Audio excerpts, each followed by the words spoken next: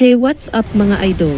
Welcome back dito sa ating anime recaps. Nandito na naman tayo para i-share sa inyo ang mga latest chapters natin sa Jujutsu Kaisen. Let's go! Pagkatapos ng matinding labanan sa pagitan ni Yuta at Sukuna, sa wakas ay nailabas na ang mga spoilers para sa chapter 263.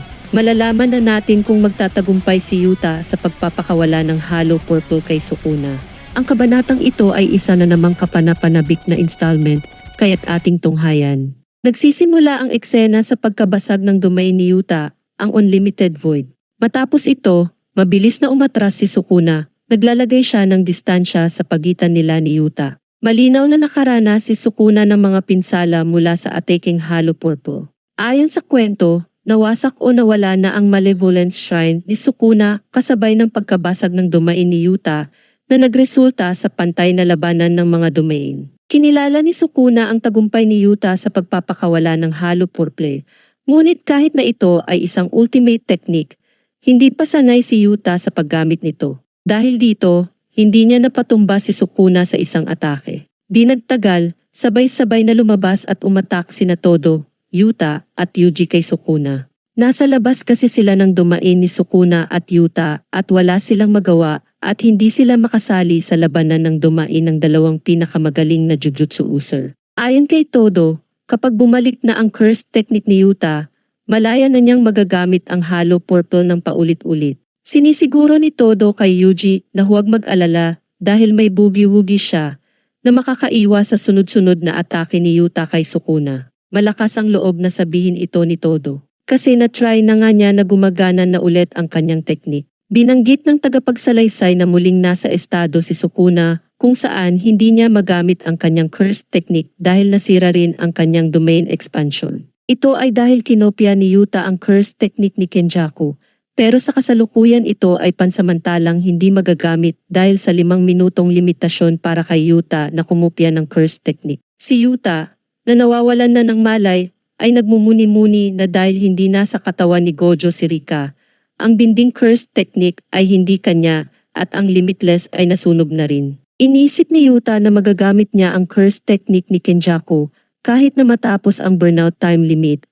Ngunit ngayon ay nagtatanong siya kung may trick si Kenjaku para magamit ang cursed technique pagkatapos ng domain expansion dahil wala siyang nahanap na impormasyon tungkol dito nang kinopya niya ang cursed technique ni Kenjaku. Napansin ni Todo na narating na ni Yuta ang kanyang limitasyon dahil natumba na nga lang ito ng kusa at hinahangaan niya ang walang habas na pag-atake ni Sukuna na iniisip na marahil ito ang dahilan kung bakit tinatawag si Sukuna na hari ng mga sumpa. Hindi kasi naubusan ng curse power si Sukuna at nakatayo pa din ito. Masyadong efficient sa paggamit ng technique si Sukuna. Habang wala sa kanyang konsentrasyon, tinamaan si Todo ng Black Flash ni Sukuna na nagdulot ng pinsala sa bahagi ng kanyang Vibra Slap. Sa kabila nito, ipinilit ni Todo na agad tumayo, ayaw niyang matanggal sa labanan.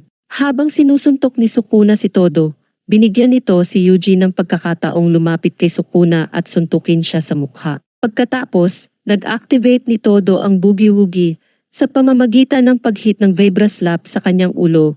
Plano niyang gamitin ang mga lumulutang na piraso mula sa nasirang barrier ni Yuta bilang mga swap points bago sila maglaho. Ang bugi-wugi ni Todo ay tumulong kay Yuji na lituhin si Sukuna sa pamamagitan ng sunod-sunod na pagpapalit ng kanyang pwesto na lumilikha ng after image ni Yuji. Nakalusot si Yuji na hawakan ang tagiliran ni Sukuna at i-activate ang dismantle, partikular na tinatarget ang barrier na nagugnay sa kaluluwa ni Sukuna at kaluluwa ni Megumi. Nagpasya si Yuji na ulitin ang ataking ito hanggang sa magising si Megumi. Ang partikular na ataking ito ay ikinagulat ni Sukuna na napagtanto na direktang tinatarget nito ang barrier na nagbubuklod sa kanyang kaluluwa kay Megumi. Nangamba si Sukuna na ang patuloy na mga ataking tulad nito ay maaaring hindi na niya magawang mapanatili ang katawan ni Megumi kaya't kinonsumo ni Sukuna ang ilang daliri niya. Kinilala ni Sukuna na lumikha si Yuji ng binding vow na nagbibigay sa kanya ng kakayahang epektibong ihiwalay ang kaluluwa ni Sukuna mula sa katawan ni Megumi.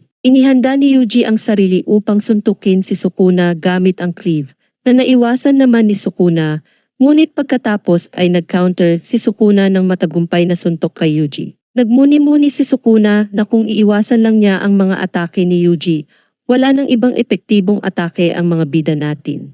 Samantala, iniisip ni Todo na kung hindi kinikilala ang Vibra Slap bilang kanyang kaliwang kamay, hindi ito gagana. Nagpasya siyang i-activate ang Boogie Woogie isang beses pa.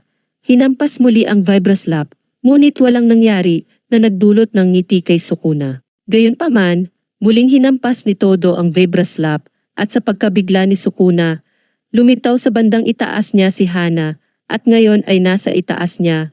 Inactivate ang Angel's Curse technique na Jacob's Ladder. Ipinakita ng isang flashback ang pag-uusap ni Yuta, Hana at Shoko, kung saan ipinahayag ni Hana at Angel na ang kanilang papel sa laban ay magtatapos sandaling mapalaya si Gojo mula sa prison wheel. Nag-alala si Hana tungkol sa kalagayan ni Megumi at humingi ng paumanhin si Yuta na nagpapaliwanag na kailangan niyang umasa sa Angel's Curse technique sa huli. Nais ni Yuta na si Angel ang magbigay ng huling atake kay Sukuna gamit ang Jacob's Ladder na layuning paghiwalayin ang kaluluwa ni Sukuna mula sa katawan ni Megumi. Napagtanto ni Yuta na madalas iniisip ng kanyang mga kalaban kung ilang curse technique ang kanyang kinopya.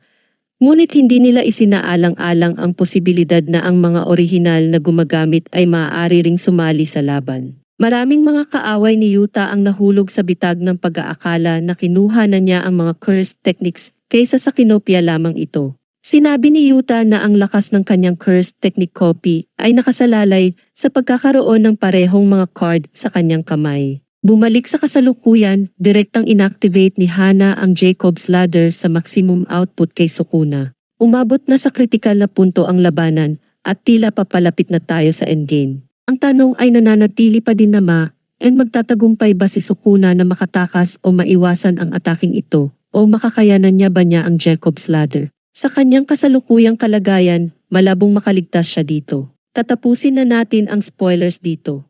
Dahil magkakaroon tayo ng full chapter review para sa chapter 263 at 264 na magbibigay ng mas detalyadong at mas malinaw na paliwanag ng kahangahangang kabanatang ito. Kung nagustuhan ninyo ang aming video, mangyaring mag-like, share, mag-comment, sumubaybay, at mag-subscribe para sa higit pang mga video tulad nito. Kita-kits tayo muli sa aking susunod na video mga idol.